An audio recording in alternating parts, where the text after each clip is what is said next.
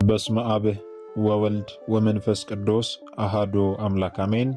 የተወደዳችሁ የልዑል እግዚአብሔር ቤተሰቦች የእናታችን የቅድስት ድንግል ማርያም የአስራት የቃል ኪዳን የበረከት ልጆች የጻድቃን የሰማዕታት ወዳጆች በወደደንና ባፈቀረን በልዑል እግዚአብሔር ፍጹም ሰላም እላችኋለሁ። እንደምን ዋላችሁ? እንደምን ለይሳ ደረሳችሁ? አሜን። እንደ ኃጢአታችንና እንደ በደላችን ብዛት ሳይሆን እንደ ምሕረትና እንደ ቸርነቱ ተመልክቶ እስከ ሰዓት ያደረሰን የአባቶቻችን አምላክ ልዑል እግዚአብሔር ስሙ የተመሰገነ ይሁንልን።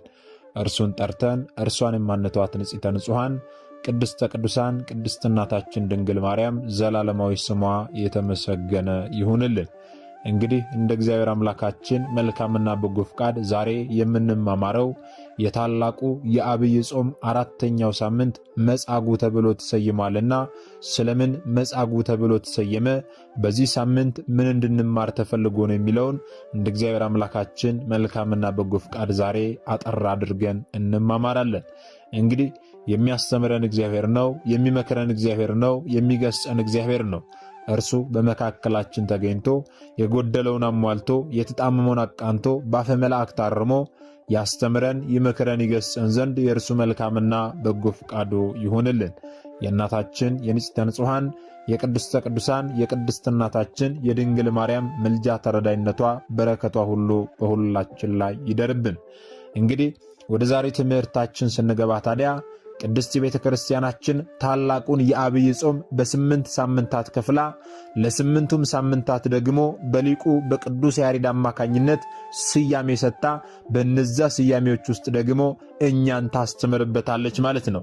የመጀመሪያውን የአብይ ጾም ሳምንት ዘወረደ ወይም ደግሞ የወረደ ብላ ሰይማ ጌታችን መድኃኒታችን ኢየሱስ ክርስቶስ ተጠመቀ፣ እንዲሁም ደግሞ ሞተ፣ ተሰቀለ፣ አረገ፣ ተነሳ ከማለቱ አስቀድሞ ከሰማያት ሰማያት መውረዱን መናገር አስፈላጊ ነውና በመጀመሪያው የአብይ ጾም ሳምንት የወረደ ወይም ዘወረደ ብላ ሰይማ ጌታችን መድኃኒታችን ኢየሱስ ክርስቶስ ከሰማያት ሰማያት መውረዱን ከመቤታችን ከቅድስት ድንግል ማርያም መወለዱን በደንብ ታስተምረናለች ማለት ነው። ሁለተኛውን የአብይ ጾም ሳምንት ደግሞ ቅድስት ብላ ሰይማ የጌታችን የመድኃኒታችን የኢየሱስ ክርስቶስ ቅድስና የባህሪ ገንዘቡ መሆኑን ታስተምረናለች። ቅዱሳን ጻድቃን ሰማዕታትን ቅዱሳን ብንላቸው ቅድስናቸው የጸጋ ቅድስና ነው። አስገኙ ጌታችን መድኃኒታችን ኢየሱስ ክርስቶስ ነው። የጌታችን የመድኃኒታችን የኢየሱስ ክርስቶስ ቅድስና ግን ከማንም ያላገኘው የባህሪ ገንዘቡ መሆኑን በሁለተኛው የአብይ ጾም ሳምንት ታስተምረናለች ማለት ነው። በተጨማሪም በዚህ ሳምንት ላይ ስለ ሰንበታት ቅድስና ታስተምረናለች ማለት ነው። ሶስተኛውን የአብይ ጾም ሳምንት ደግሞ ምኩራብ ብላ ሰይማ ጌታችን መድኃኒታችን ኢየሱስ ክርስቶስ በመዋዕለ ሥጋዌው እየተዘዋወረ በሚያስተምርበት ወቅት ላይ በአይሁድ ምኩራቦች እየገባ ማስተማሩን ታስተምረናለች። በሚያስተምርበት ወቅት ደግሞ ቤቴ የጸሎት ቤት ትባላለች፣ እናንተ ግን የወንበዴዎች ዋሻ አደረጋችኋት ብሎ ጅራፍ ገምዶ አበጃይቶ ርግብ ሻጮችን በሬ ሻጮችን ጅራፍ ገምዶ አበጃይቶ እየገረፈ እንዳስወጣቸውና አዎ የሻጭ የለዋጮችን ገበታቸውን እንደገለባበጠባቸው በደንብ በስፋት በሶስተኛው የአብይ ጾም ሳምንት ታስተምረናለች ማለት ነው። እነዚህን ሳምንታት ወቅታቸውን ጠብቀን በባለፈው ተማምረናል። ዝርዝር ያለ አስተምሮ መማር ከፈለጋችሁ ወደ ኋላ መለስ ብላችሁ መመልከት ትችላላችሁ ማለት ነው። ዛሬ የምንማማረው ስለ አራተኛው የአብይ ጾም ሳምንት ነው። ቅድስት ቤተ ክርስቲያናችን በሊቁ በቅዱስ ያሬድ አማካኝነት አራተኛውን የአብይ ጾም ሳምንት መጻጉዕ ብላ ሰይማልናለች። ስለምን መጻጉዕ ብላ ሰየመች? መጻጉዕ ማለት ምን ማለት ነው? በዚህ ሳምንት እኛ ምን እንድንማር ነው የሚለውን ስንመለከት ደግሞ ከቃሉ ትርጉም ጀምሮ ስንመለከት መጻጉዕ ማለት የወደቀ የተጨበጠ የሰለለ መነሳት መቀመጥ የማይችል ሽባ ጎባጣ ህመምተኛ ማለት ነው። ባጭሩ መጻጉዕ ማለት በሽተኛ ማለት ነው። ታዲያ በዚህ በአብይ ጾም አራተኛው ሳምንት ላይ ጌታችን መድኃኒታችን ኢየሱስ ክርስቶስ ደዌያንን መፈወሱ የሚዘከርበት የሚነገርበት ታላቅ ሳምንት ነው ማለት ነው። ጌታችን ደዌያንን መፈወሱ፣ ዕውራንን ማብራቱ፣ ለምጻሙን ማንጻቱ፣ ሽባዎችን መተርተሩ፣ እንደዚሁም ደግሞ ታላላቅ ገቢረ ተአምራትን ማድረጉ የሚነገርበት ታላቅ ሳምንት ሳምንት ነው ማለት ነው። ይህ መጻጉዕ የተባለ ሳምንት። በዚህ ሳምንት በይበልጥ ደግሞ በዮሐንስ ወንጌል ምዕራፍ 5 ላይ የተመዘገበው ታሪክ የሚታሰብበት የሚነገርበት ሳምንት ነው ማለት ነው። እኛም ታዲያ አስተምሯችንን በደንብ ዝርዝር አድርገን ከመመልከታችን አስቀድመው የዮሐንስ ወንጌል ምዕራፍ 5 ምን እንደሚል ከመጽሐፍ ቅዱሳችን ላይ አንብበን እንጀምራለን ማለት ነው። የዮሐንስ ወንጌል ምዕራፍ 5 ቁጥር 1 እስከ 8 ስትመለከቱ እንዲህ የሚል ቃል ታገኛላችሁ። ከዚህ በኋላ የአይሁድ በዓል ነበረ። ኢየሱስም ወደ ኢየሩሳሌም ወጣ። በኢየሩሳሌምም በበጎች በር አጠገብ በዕብራይስጥ ቤተሳይዳ የምትባል አንዲት መጠመቂያ ነበረች። 5 መመላለሻ ነበረባት። በእነዚህ ውስጥ የውሃውን መንቀሳቀስ እየጠበቁ በሽተኞችና ዕውሮች፣ አንካሶችም ሰውነታቸውም የሰለለ ብዙ ሕዝብ ይተኙ ነበረ።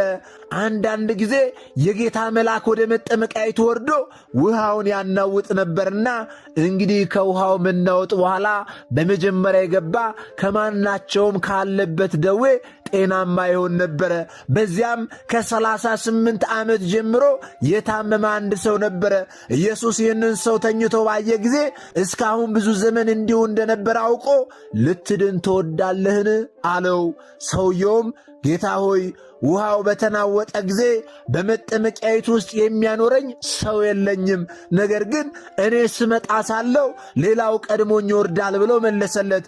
ኢየሱስም ተነሳና አልጋህን ተሸክመ ሂድ አለው። ሰውየውም ዳነ፣ አልጋውን ተሸክሞ ሄደ ይላል። ቁጥር 9 ላይ ስትመለከቱ እንደምታገኙት ታዲያ ጌታችን መድኃኒታችን ኢየሱስ ክርስቶስ በመዋዕለ ሥጋዌው በዚች ምድር ላይ ሲመላለስ እየተዘዋወረ ብዙ ትምህርቶችን ሲያስተምር ነበረ።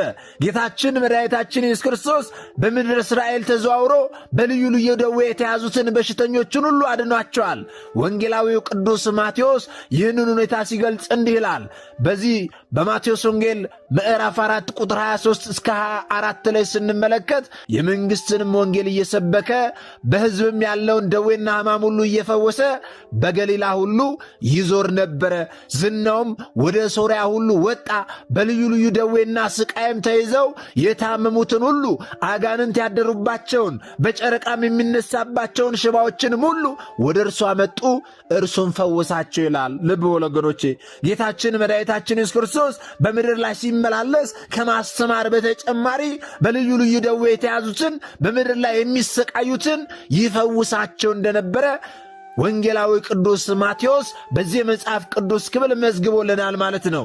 ጌታችን መድኃኒታችን ኢየሱስ ክርስቶስ ይህንን እያደረገ በምድር እስራኤል ሲዞር ሳለ ከዕለታት በአንደኛው ቀን አንድ ለ38 ዓመታት ያህል በአልጋ ቁራኛ በደዌ ዳኛ ተይዞ በአልጋው ላይ ተኝቶ የነበረውን በሽተኛ ሰው ኢየሩሳሌም ውስጥ በምትገኘው ቤተሳይዳ በምትባለው የመጠመቂያ ቦታ ላይ አገኘው ማለት ነው።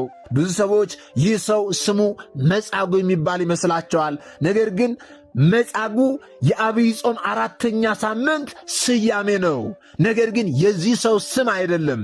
መጻጉዕ ሲባል የእርሱ ስም የሚመስላቸው ሰዎች ስላሉ መጽሐፍ ቅዱስንም ስታነቡ የዮሐንስ ወንጌልን ቅድም ያነበብነውን ምዕራፍና ቁጥር ስታነቡ ለ38 ዓመት ያህል በአልጋ ቁራኛ በደዌ ዳኛ ተይዞ ሲሰቃይ የነበረ አንድ ሰው ነበር ይላል እንጂ ስሙን የሚጠቅስ የለም ማለት ነው እዚህ የመጽሐፍ ቅዱስ ክፍል ላይ። ስለዚህ መጻጉዕ ማለት በሽተኛ ሕመምተኛ ማለት ነው እንጂ የዚህ ሰው ስም እንዳልሆነ በዚሁ አጋጣሚ ልታውቁ ያስፈልጋል ማለት ነው። ታዲያ ጌታችን መድኃኒታችን ኢየሱስ ክርስቶስ ይህንን ለ38 ዓመት ያህል በአልጋ ቁራኛ በደዌ ዳኛ ተይዞ ሲሰቃይ የነበረውን ሰው ቤተሳይዳ በምትባል የመጠመቂያ ቦታ ላይ አገኘው።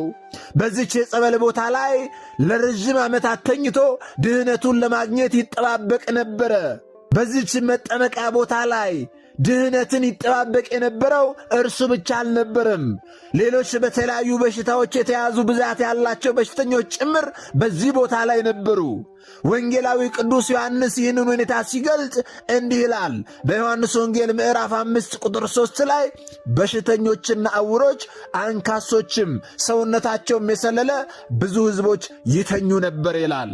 እነዚህ ሁሉ በሽተኞች በዚያች 5 መተላለፊያ ባሏት የመጠመቂያ ቦታ ላይ ተኝተው ድህነታቸውን ይጠባበቁ የነበረው የጌታ መልአክ ወርዶ ጸበሉን ሲያናውፀው ቀድሞ ወደ ውሃው የሚገባ ሰው ስለሚድን ነበረ። ስለዚህ ለረጅም ጊዜ በዚያች ቦታ ላይ ተኝተው የውሃውን መንቀሳቀስ ወይም ደግሞ መናወጥ እየጠበቁ ቀድሞ ወደ ውሃ ይገቡ ነበረ። ቀድሞ መልአኩ ወርዶ ውሃውን ሲያናውጠው ሊፈወስ የሚችለው አንድ በሽተኛ ብቻ ነበረ። እርሱም ታዲያ ቀድሞ የገባ ማለት ነው። ሰው ያለው ቀድሞ ወደ ውሃ ይወረውረውና ቀድሞ ይፈወሳል። እንዲሁም ደግሞ በሽታቸው በእግር ለመሄድ የሚፈቅድላቸው በውስጥ ሕመም የሚሰቃዩ ሰዎችን በእግራቸው ፈጥነው ወደዛ ጸበል ገብተው ይፈወሱ ነበረ። ይህ ሰው ግን ዘመድ ወገን ስላልነበረው ብቻውን ስለነበረ ወደዚያ መጠመቂያ ቦታ ላይ የሚከተው መልአኩ ውሃውን ሲባርከው ሲናወጥ ወደዛ ውስጥ የሚጥለው ሰው ባለመኖሩ ለረጅም ዓመታት ወገኖቼ፣ ለ3 ዓመት አይደለም፣ ለ38 ቀን አይደለም፣ ለ38 ዓመት ሙሉ ድህነቱን ሲጠባበቅ በዚያችን መጠመቂያ ቦታ ላይ ተኝቶ በሕመም ሲሰቃይ ነበረ። ከምንም በላይ ደግሞ የእርሱን ሕመም የከፋ የሚያደርገው ከእርሱ በኋላ የመጡ ብዙ ሰዎች ወደ መጠመቂያው ቀድመው እየገቡ እየዳኑ ሲሄዱ የእነርሱን መዳን ይመለከታል። ነገር ግን እርሱ መዳን አልቻለም። እነርሱ ተፈውሰው ይሄዳሉ፣ ነገር ግን እርሱ ተፈውሶ መሄድ አልቻለም። በዚህ ሁኔታ ለ38 ዓመት ያህል በአልጋ ቁራኛ በደዌ ዳኛ ተይዞ ሲሰቃይ ነበረ። እርሱ ለ38 ዓመት ያህል በመጠመቂያዋ አጠገብ ሊተኛ የቻለው ምንም አይነት ሰው ወይም ደግሞ ዘመድ ወይም ደግሞ ወገን ስላልነበረው ነው። ወገኖቼ፣ ዛሬ ጤነኛ በሆንን ጊዜ፣ ዛሬ ሀብት ንብረት ባለን ጊዜ ዘመድ ወገን አለን። በታመምን ጊዜ፣ ባጣን ጊዜ፣ ገንዘብ ባጣን ጊዜ እመኑኝ ወገኖቼ፣ ዘመዴ ነው ወገኔ ነው ያላችሁት ሁሉ ይርቃችኋል፣ ይሸሻችኋል። በምትታመሙ ጊዜ ምናልባት 1 ሳምንት ተመላልሶ ሊጠይቃችሁ ይችላል።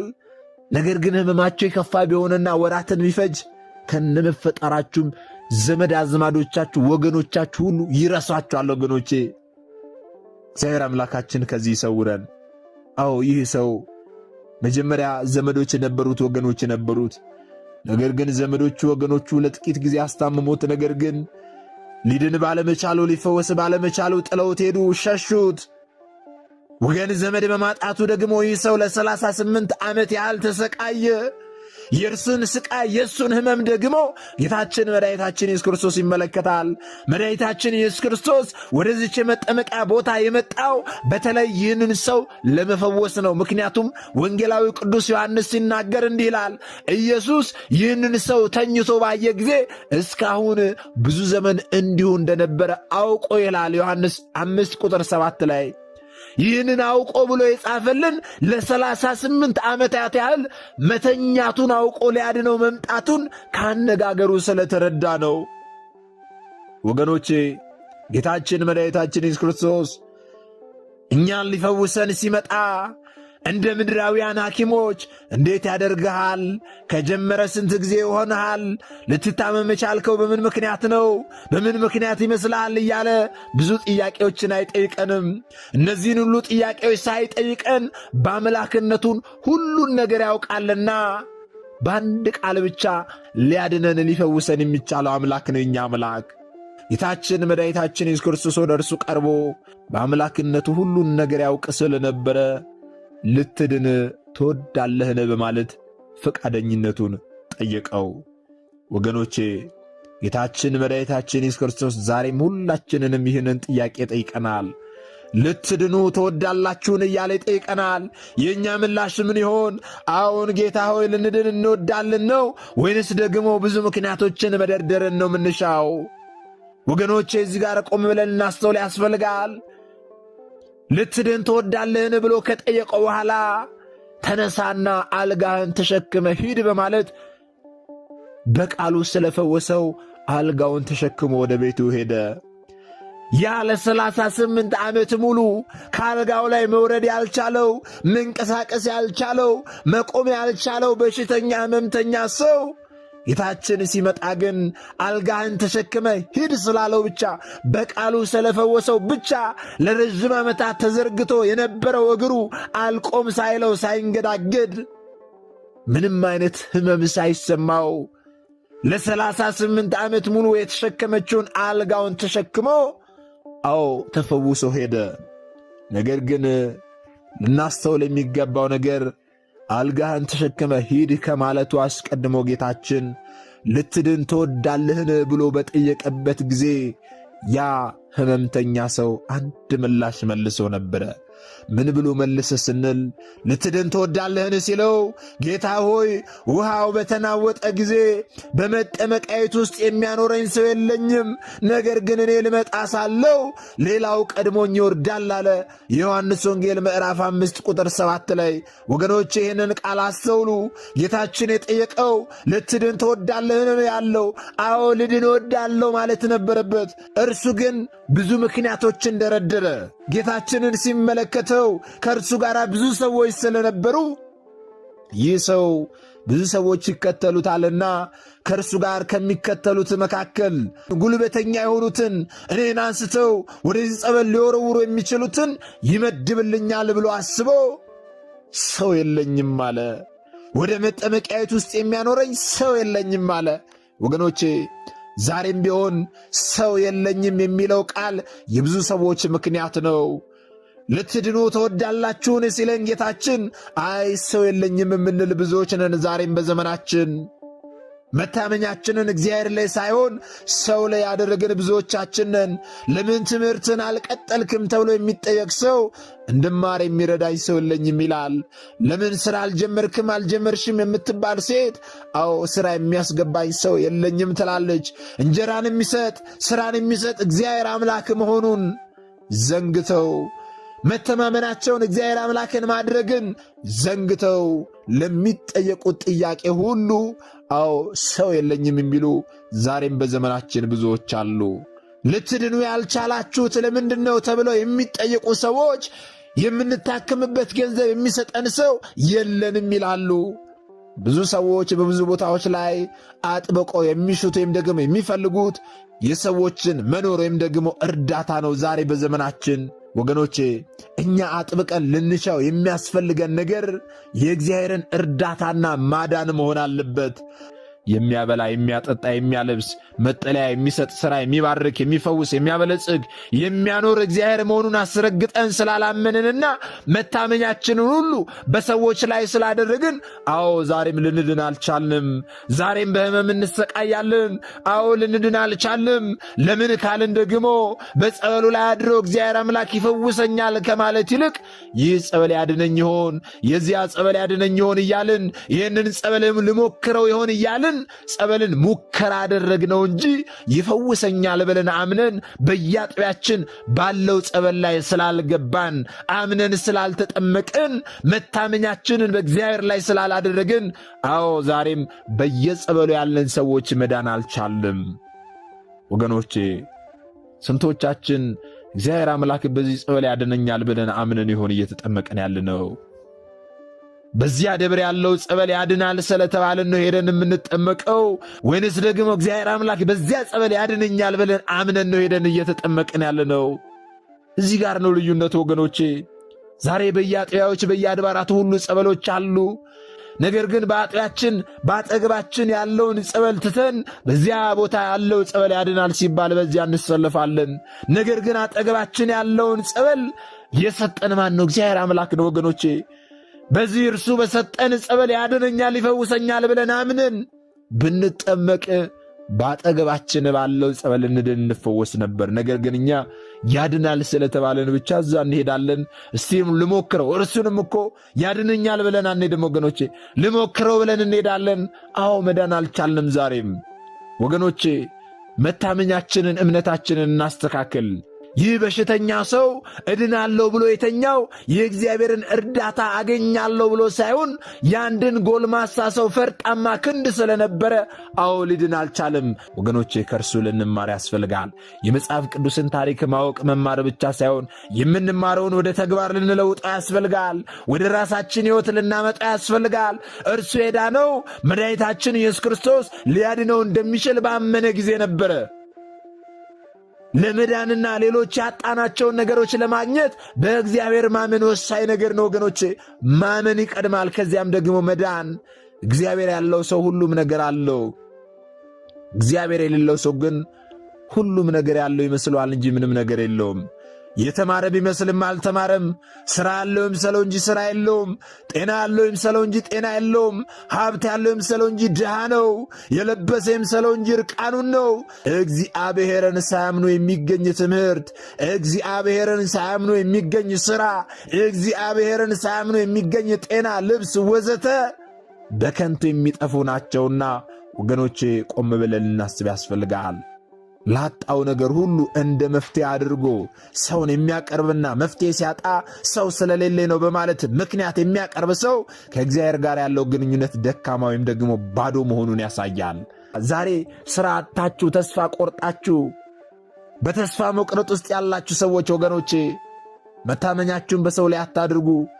እከሌ ሥራ ይሰጠኝ ይሆናል፣ እከሌ መስሪያ ቤት ይቀጥረኝ ይሆናል ብላችሁ መታመኛችሁን በመስሪያ ቤቶች ላይ በሰዎች ላይ አታድርጉ። መታመኛችሁን በእግዚአብሔር ላይ አድርጉ። ያኔ ነገሮች ሁሉ ይስተካከላሉ። በእግዚአብሔር አምኖ ወደ ቤተ ክርስቲያን በመቅረብ ጸበል ከመጠመቅ፣ በእምነት ከመታሸትና ቅባ ቅዱስ ከመቀባት፣ በመስቀል ከመዳሰስ ይልቅ በሰዎች አምኖ ወደ ጠንቋዩ፣ ወደ ቃልቻው፣ ወደ ዛር ጎታችሁ በመቅረብ እርሱ አድርጉ የሚላቸውን ነገሮች ማድረግን የሚሻል መፍትሄ ያደረጉ ዛሬም በዘመናችን ብዙ ሰዎች አሉ።